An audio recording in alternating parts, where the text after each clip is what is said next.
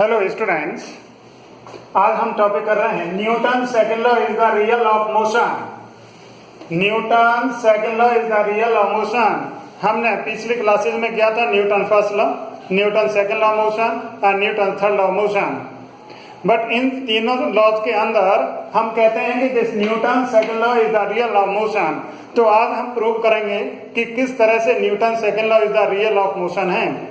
तो इसमें हमें प्रूव करना है कि न्यूटन सेकंड लॉ से हम फर्स्ट लॉ ड्राइव कर सकते हैं और न्यूटन सेकंड लॉ से ही हम थर्ड लॉ भी ड्राइव कर सकते हैं। तो पहले हम न्यूटन का फर्स्ट लॉ करेंगे फ्रॉम न्यूटन सेकंड लॉ। तो हम लिखते हैं इसमें, देखिए number one, Newton this first law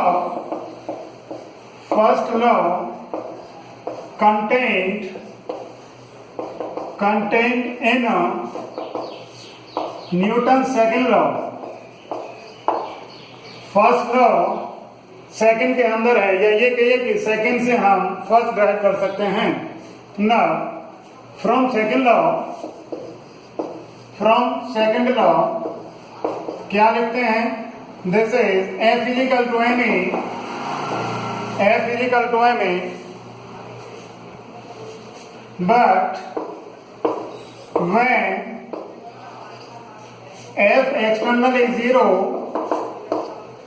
यदि हमारे सिस्टम पर कोई एक्सटर्नल फोर्स नहीं लगता, then this F external is 0 and hence this MA is also 0, but mass of the body never 0, therefore acceleration is equal to 0। Body का मास 0 नहीं हो सकता, इन दोनों का प्रोडक्ट 0 है, इसलिए एक्सेलरेशन 0 हो गया।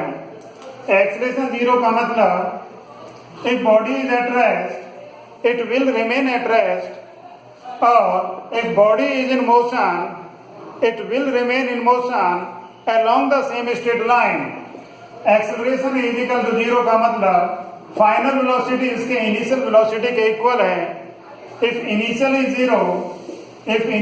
0, final velocity is also 0, right?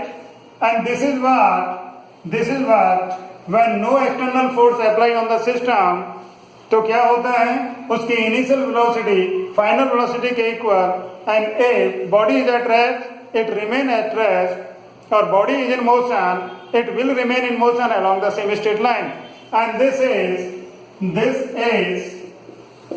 what we called Newton's first law of motion।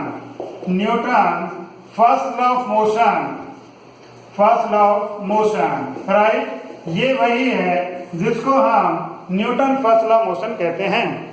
Now अब हमें न्यूटन के सेकंड लॉ से न्यूटन थर्ड लॉ कैलकुलेट करना है, न्यूटन थर्ड लॉ ड्राइव करना है। तो number 2, this first law contained, या कहिए this third law contained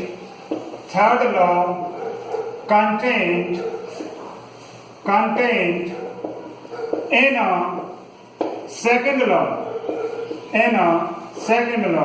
मतलब सेकंड लॉ से हमें थर्ड लॉ ड्राइव करना है, सेकंड लॉ से थर्ड लॉ ड्राइव करना है, right. Now consider an isolated system, and this isolated system consisting of, हमने सपोज किया ये isolated system, and this system consisting of two bodies A and B, and let these two bodies collide with each other।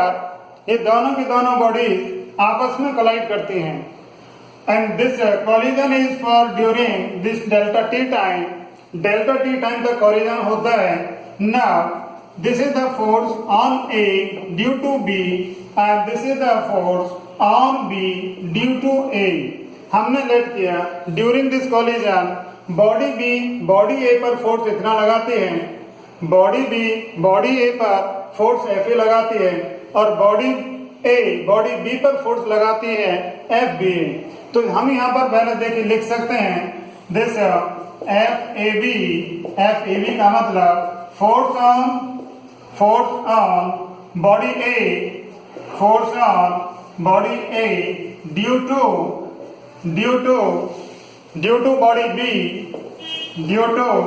body B, right? Similarly, this FBA is the force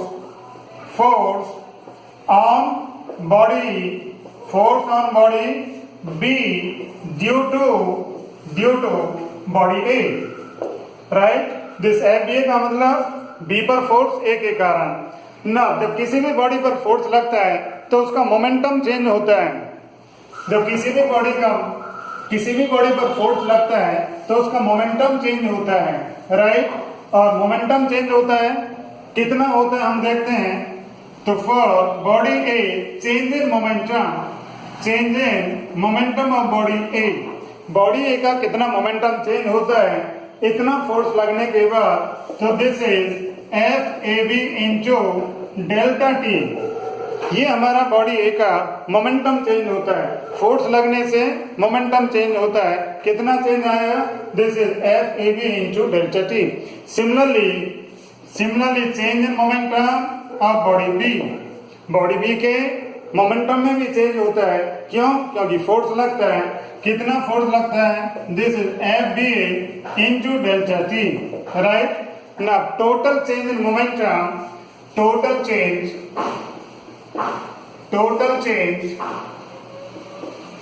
in momentum of system, isolated system है, कितना है total change in momentum यहाँ पर?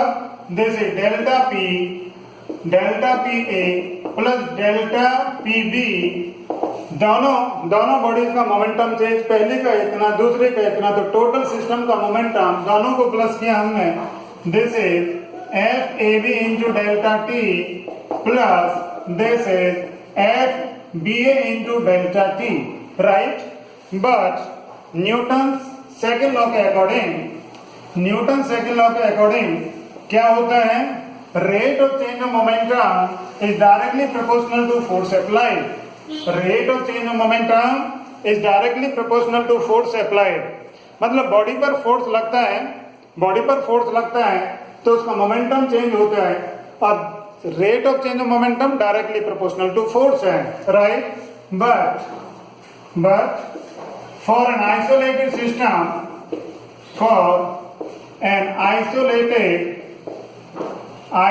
System, F external is zero, therefore